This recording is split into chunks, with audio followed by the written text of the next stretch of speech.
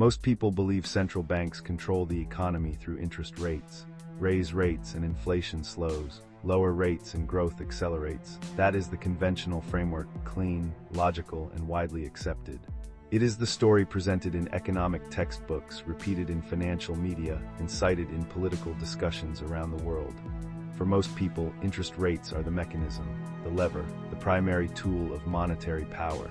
But if you watch markets closely, not the summaries, not the headlines, but the actual moment-to-moment behavior, something strange begins to emerge.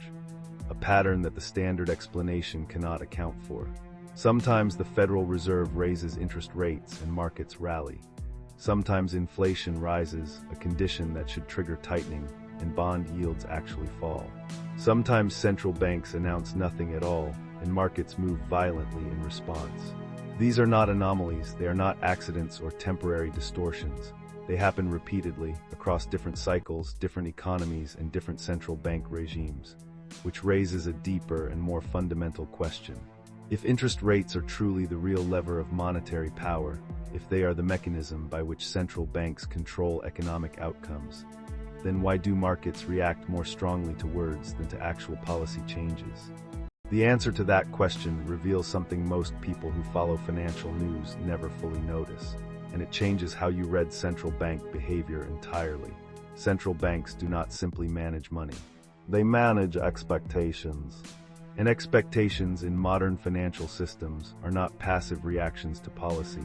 They are active forces. They move trillions of dollars before a single policy decision is implemented. They shape borrowing costs, investment decisions, and currency valuations months in advance. In other words, the most consequential output of a modern central bank is not a rate decision. It is the signal that precedes the decision. Central banks don't just print money, they print narratives. To understand how this works in practice, you have to step inside the communication architecture of modern monetary policy. Because the most powerful tool central banks possess today is not the interest rate. It is something more subtle, more fragile, and more consequential. It is credibility management. Modern central banking does not operate in a vacuum. It operates inside a specific and historically unusual financial structure, one defined by levels of debt that have no precedent in modern economic history. As of recent estimates, global debt exceeds $300 trillion, according to the Institute of International Finance. That number is not just large, it represents a deep structural dependency. The entire financial system is built on the assumption that debt can be continuously rolled over at manageable rates. Governments depend on continuous debt rollover to fund current obligations without raising taxes.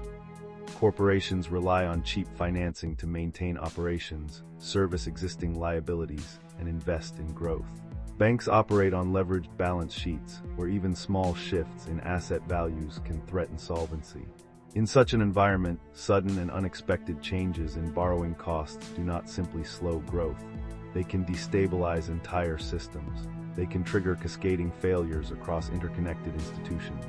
They can turn a manageable slowdown into a systemic crisis, which means central banks face a structural constraint that is rarely discussed openly.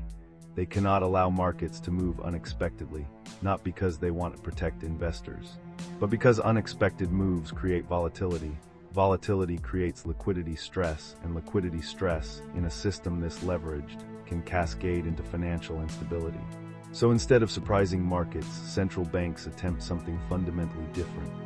Rather than acting and letting markets react, they try to guide market expectations ahead of time, so that by the time action occurs, markets have already adjusted. This strategy has a name: forward guidance. Forward guidance is the deliberate practice of signaling future policy direction through speeches, interviews, press conferences, and official statements before any formal decision is made. The logic is elegant. If markets believe interest rates will rise in 6 months, long-term bond yields will begin adjusting today. Borrowing costs shift before the policy changes. Financial conditions tighten before the announcement. The effect precedes the cause. If markets believe inflation will decline, asset prices adjust before the data confirms it. Investment decisions shift, currency valuations move. All of this happens because of a belief, a signal, not because of a policy already in place. In other words, central banks attempt to move the economy through communication before policy action. The statement becomes the instrument, the narrative becomes the mechanism. The Federal Reserve formalized this approach during the aftermath of the 2008 financial crisis, one of the most consequential moments in modern monetary history. At that point, interest rates were already near zero. The traditional policy tool had reached its structural limit. There was nowhere left to go on rates alone. So the Fed turned deliberately and systematically to expectation management. It began communicating not just what it was doing, but what it intended to do, and under what conditions it would change course. In 2012, the Federal Open Market Committee took this a step further. It explicitly stated that interest rates would remain near zero until unemployment fell below 6.5%. This was a conditional commitment, a promise tied to observable data. Markets immediately adjusted long-term expectations. The yield curve responded, borrowing conditions shifted. Financial behavior changed, not because the Fed had done anything new, but because markets now had a framework for predicting what the Fed would do next. The statement itself moved financial conditions, not the rate, the signal. The mechanism was language, not policy. A similar and perhaps even more dramatic example comes from the European Central Bank. During the Eurozone debt crisis in 2012, the bloc was under severe stress. Sovereign bond yields in Italy and Spain were rising to levels that threatened the viability of the entire currency union. ECB President Mario Draghi delivered what became one of the most analyzed sentences in the history of central banking. "We will do whatever it takes to preserve the euro." And then, after a brief pause, he added, "And believe me, it will be enough." The ECB did not immediately deploy massive new interventions. It did not announce a specific program. It did not implement a concrete policy change. What it did was make a credible commitment and signal that it had both the will and the capacity to act. The speech alone stabilized sovereign bond markets. Italian and Spanish bond yields collapsed within days because investors believed that the ECB would intervene if necessary. The mechanism was not immediate policy. It was credibility signaling, pure narrative authority. This reveals the true incentive structure that governs modern central bank behavior. Central banks must maintain narrative authority at almost any cost, because if markets stop believing the signals, the system loses its primary stabilizing mechanism, and there is no easy replacement. Without expectation management, policy becomes reactive instead of predictive. Central banks find themselves always responding to crises rather than preventing them, which dramatically increases financial instability, reduces the effectiveness of policy tools, and erodes institutional credibility further. The financial consequence is clear. The credibility of central bank communication is not a secondary feature of the monetary system. It is a core structural asset. It functions like a reserve currency of trust, and once it depreciates, the costs are systemic. This strategy may sound like a modern innovation, a product of digital markets, algorithmic trading, and 24-hour financial media. But the idea of managing expectations through communication has roots that go much deeper than the current era. Even before modern central banks existed in their current institutional form, monetary authorities understood that credibility and signaling were as important as direct intervention. The history of central banking is, in large part, a history of communication strategy. In the 19th century, the Bank of England, then the dominant monetary institution in the global financial system, developed informal signaling mechanisms with London banking houses. Rather than constantly adjusting policy tools, the bank would communicate intentions through discrete channels and carefully managed relationships. Market participants interpreted these signals and adjusted their behavior accordingly. Lending rates shifted, capital flows responded. The financial system adapted not because policy had changed, but because expectations had been guided. The mechanism was fundamentally the same as today.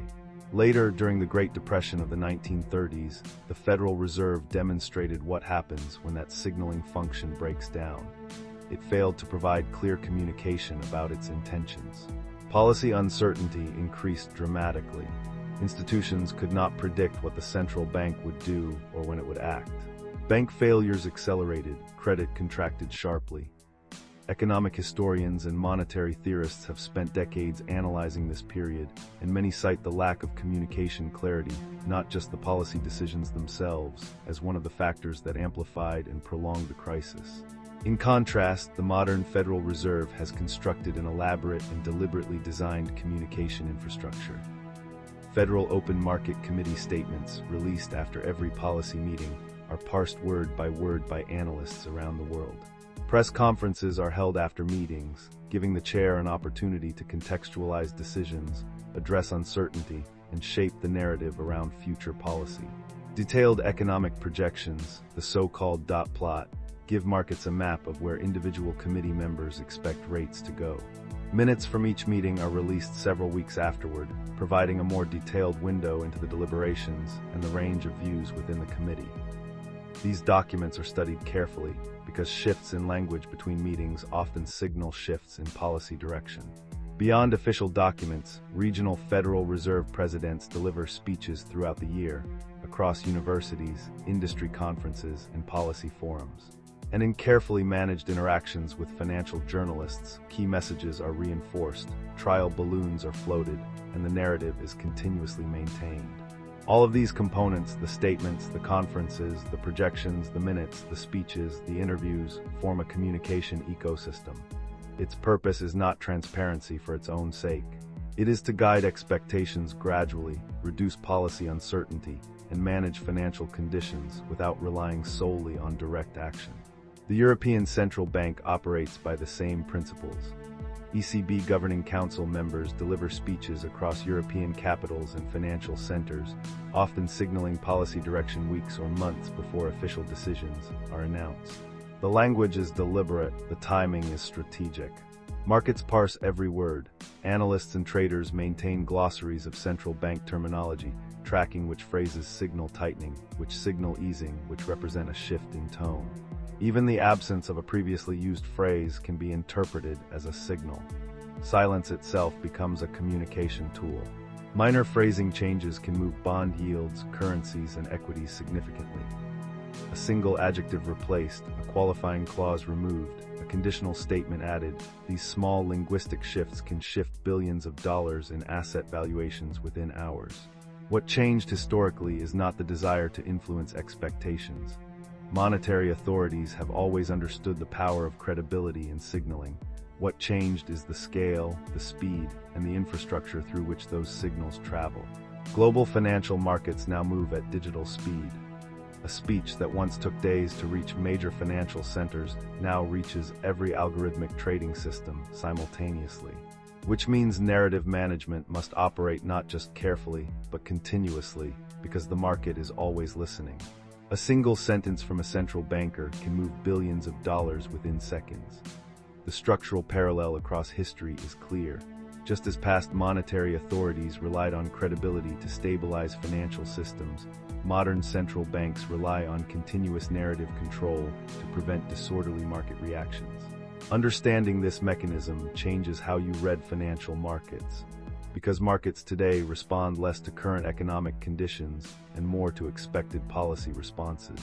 Not what is happening, but what the central bank is likely to do about what is happening.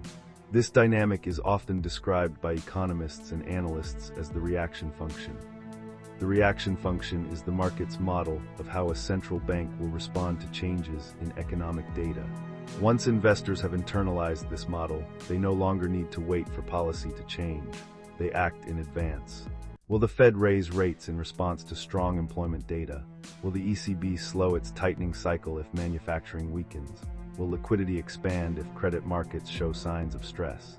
These are the questions that drive positioning, not the data itself, but the anticipated institutional response to the data. Once investors anticipate the reaction function with sufficient confidence, markets move before policy changes occur.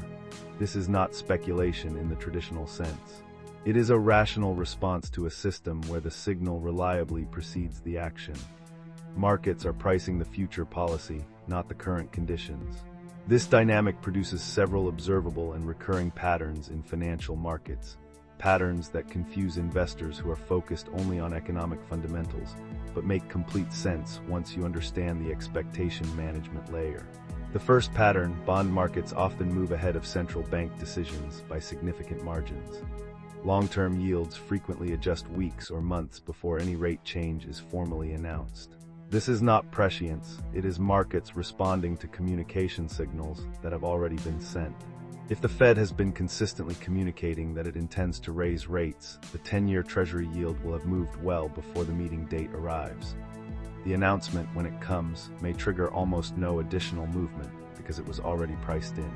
The narrative did the work. The second pattern, asset prices respond to tone shifts in policy language, even when the underlying policy remains completely unchanged. A press conference where the chair uses slightly more cautious language about inflation, more hawkish in tone, can push bond yields higher across the entire curve. Conversely, a speech that emphasizes downside risks or signals patience, more dovish in tone, can trigger equity rallies and compression of credit spreads. The policy has not changed, the rate is the same, only the language shifted. And yet billions of dollars in asset valuations moved in response. The third pattern, financial media functions as an amplifier and distribution network for central bank narratives. Economic journalism is now, in large part, the business of interpreting central bank signals. Articles dissect the nuances of speeches. Headlines frame phrasing changes as directional indicators. Podcasts, newsletters, and television commentary analyze the implications of every word in every official statement. This ecosystem of interpretation means that central bank communication does not travel directly from the institution to the market. It travels through a dense network of analysts and commentators who amplify, contextualize, and distribute the signal, which means central bank communication travels through an information multiplier. A single statement becomes dozens of interpretive articles, hundreds of analyst notes, and thousands of conversations among traders and portfolio managers. The narrative spreads through the entire financial ecosystem, rapidly, widely, and with compounding effect. This structure also explains a phenomenon that genuinely confuses many investors who are trying to understand markets through a purely fundamental lens. Markets sometimes rally when economic data weakens. Unemployment rises and stocks go up. Manufacturing contracts and equities advance. It seems irrational until you understand the reaction function. Weaker data in the context of an active monetary policy cycle may signal that the central bank will ease sooner or more aggressively than previously expected, which investors anticipate. So they buy risk assets before the policy changes. Prices rise in advance of the easing, not because things are good, but because they are expected to get better through policy intervention. In other words, markets increasingly trade the anticipated response of central banks, not the underlying economic conditions themselves. The economy and the market have become partially decoupled. What connects them is not direct causality, but the expectation of how monetary authorities will react to economic outcomes. This creates a structural feedback loop that operates continuously. Economic data flows in. Central banks respond with communication, adjusting language, tone, and forward guidance. Markets form expectations based on that communication. Asset prices move to reflect those expectations, and those asset price movements feed back into financial conditions, which in turn affect the real economy. The loop is self-reinforcing and self-sustaining. Central banks are not outside this loop, observing and managing it from a distance. They are inside it. Their communication is one of the most powerful inputs into the cycle, which is why maintaining credibility is not optional. It is the mechanism itself. The positioning implication for anyone trying to navigate financial markets is direct and practical. Anyone attempting to understand market behavior without understanding central bank communication strategy is missing a critical structural layer. Not a supplementary detail, a core analytical input. Because narratives shape liquidity expectations, and liquidity expectations shape asset prices. Equity valuations, bond spreads, currency rates, commodity prices, all of these are influenced not just by supply and demand fundamentals, but by the market's model of what the central bank will do with the cost and availability of money.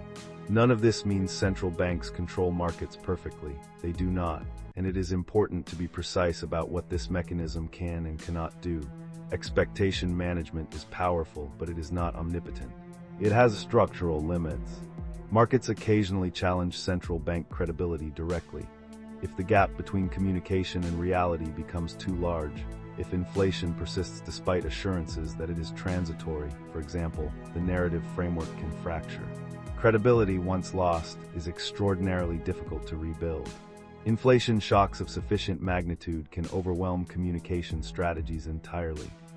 When real economic forces, supply disruptions, energy price surges, structural wage pressures, diverge sharply from the central bank's narrative, the market simply stops believing the signal, and the system reverts to something more chaotic. Unexpected financial crises can break expectation frameworks abruptly. The speed and scale of certain events, a major bank failure, a sovereign debt shock, a systemic liquidity event, can move faster than any communication strategy can respond. In those moments, actions matter more than words. But outside of those stress events, the structure remains intact and operational. Modern monetary policy operates reliably through two distinct channels: policy action, the actual adjustment of rates, balance sheets, and liquidity facilities, and narrative guidance, which shapes expectations in advance of those actions. The second channel often moves markets faster than the first, and in a system where speed matters, where asset prices can shift within seconds and financial conditions can tighten or ease before any formal decision is announced, that speed advantage makes narrative guidance the more continuously active tool. Once you internalize this framework, financial news begins to look fundamentally different. You stop reading central bank statements as simple announcements of current policy. You start reading them as carefully constructed signals about future policy and about the conditions under which that policy might change. You start noticing how carefully central bank language is constructed. Words that appear neutral are chosen with precision. Phrases that seem like qualifiers carry specific meaning within the established communication framework. The language is not bureaucratic filler, it is operational signal. You see how markets react to phrasing shifts that appear minor to a casual reader. A change from "we will raise rates" to "we may consider raising rates" is not hedging. It is a deliberate recalibration of forward guidance, and markets price that recalibration immediately. You recognize how policy signals ripple outward through financial media, amplified, interpreted, and distributed to every corner of the market. And you begin to see the architecture behind what often appears to be random market behavior. Not conspiracy, not manipulation, not a small group of decision makers moving markets for personal gain, just systemic incentive design, a structure built to manage expectations in a financial system that depends on continuity, predictability, and credibility to remain functional. Central banks must maintain financial stability. That is their mandate, stated or implied. And in a system defined by historically unprecedented levels of debt, interconnection, and leverage, expectation management is one of the few tools capable of providing that stability without constant direct intervention. So the next time you hear a central banker speak, in a press conference, in a prepared speech, in an interview carefully managed to reach a specific audience, remember something structurally important. They are not simply providing an update on economic conditions. They are shaping how those conditions will be interpreted by the millions of participants whose collective decisions constitute the market. They are calibrating the expectation framework.